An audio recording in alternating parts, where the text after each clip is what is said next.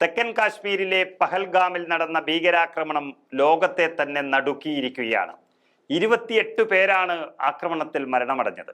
പാകിസ്ഥാൻ കേന്ദ്രമായി പ്രവർത്തിക്കുന്ന ലഷ്കർ ഇ തൊയ്ബയുടെ ഔട്ട്ഫിറ്റ് ഗ്രൂപ്പായ ദി റെസിസ്റ്റൻസ് ഫ്രണ്ട്സ് ആണ് നിലവിൽ ഈ ആക്രമണത്തിന്റെ ഉത്തരവാദിത്തം ഏറ്റെടുത്തിരിക്കുന്നത്.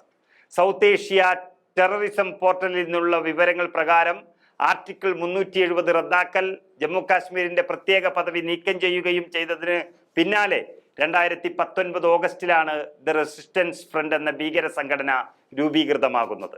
ആദ്യം ഇതൊരു ഓൺലൈൻ സംഘടനയായാണ് രൂപീകരിക്കുന്നത്. വിവരങ്ങൾ പ്രകാരം കറാച്ചിയായിരുന്നു ആസ്ഥാനം. ശക്തമായ സോഷ്യൽ മീഡിയ പ്ലാറ്റ്ഫോം TRFനുള്ളതായി പറയുന്നുമുണ്ട്. ഫേസ്ബുക്ക്, വാട്സപ്പ്, ടെലഗ്രാം, എക്സ്, ടാറ്റാം, ചിർഫയർ എന്നിവ കാര്യക്ഷമമായി ഇവർ ഉപയോഗപ്പെടുത്തുന്നു.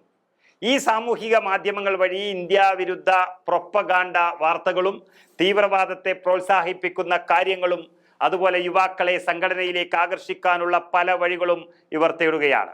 ലഷ്കറിനെ കൂടാതെ തെഹ്രീക്ക് ഇ മില്ലറ്റ് ഇസ്ലാമിയ, അതുപോലെ ഗസ്നാവി ഹിന്ദ് എന്നീ ഭീകര സംഘടനയുടെ വിഭാഗങ്ങളും TRFന്റെ ഭാഗമാണ്. ഓൺലൈൻ സംഘടനയിൽ നിന്നാണ് ആൾബലം കൂടിയൊരു തീവ്രവാദ ഗ്രൂപ്പായി ഇത് മാറുന്നത്. ഷെയ്ഖ് സജ്ജദ് ഗുൽ ആണ് സംഘടനയുടെ നിലവിലെ കമാൻഡർ. ഇയാളെ രാജ്യം തേടുന്ന തീവ്രവാദിയായി സർക്കാർ മുദ്ര കുത്തിയിട്ടുണ്ട്. ദേശീയ അന്വേഷണ ഏജൻസി ഗുല്ലിനെ കുറിച്ച് വിവരം നൽകുന്നവർക്ക് പാരിതോഷികം പ്രഖ്യാപിച്ചതുമാണ്. മുഹമ്മദ് അബ്ബാസ് ഷെയ്ഖ് എന്നയാളാണ് സംഘടനയുടെ സഹസ്ഥാപകനായി പറയുന്നത്. സാജിദ് ജട്ട്, സലീം റഹ്മാനി എന്നിവരും TRFന്റെ നേതൃനിരയിലുള്ള ഭീകരരാണ്.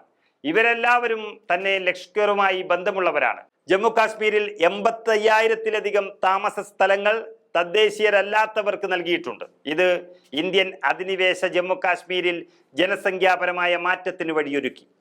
വിനോദസഞ്ചാരികളായി വേഷം മാറിയെത്തി ഇവിടെ താമസ സ്ഥലം നേടി എടുത്ത് തുടർന്ന് അവരാണ് ഈ ഭൂമിയുടെ ഉടമസ്ഥരാണെന്ന് സ്ഥാപിക്കുന്നത്.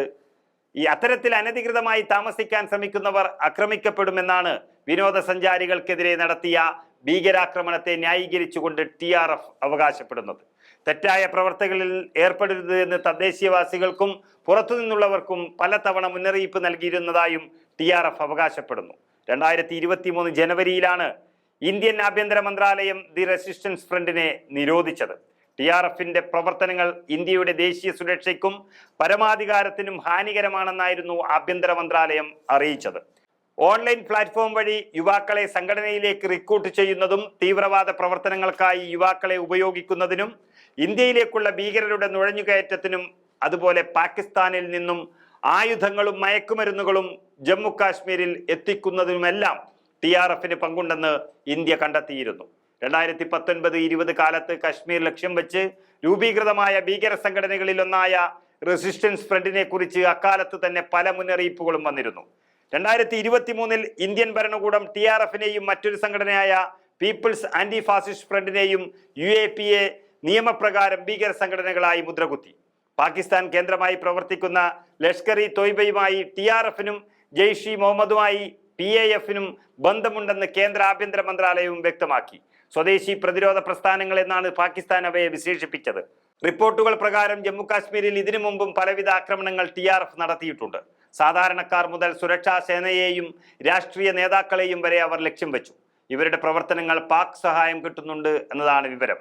പാക് ചാര സംഘടനയായ ഇന്റർ സർവീസ് ഇന്റലിജൻസ് കശ്മീർ താഴ്വരയിൽ അശാന്തി നിലനിർത്താൻ TRFനെ ഉപയോഗിക്കുന്നുണ്ട് എന്ന റിപ്പോർട്ടുകളും പുറത്തു വരുന്നുണ്ട്.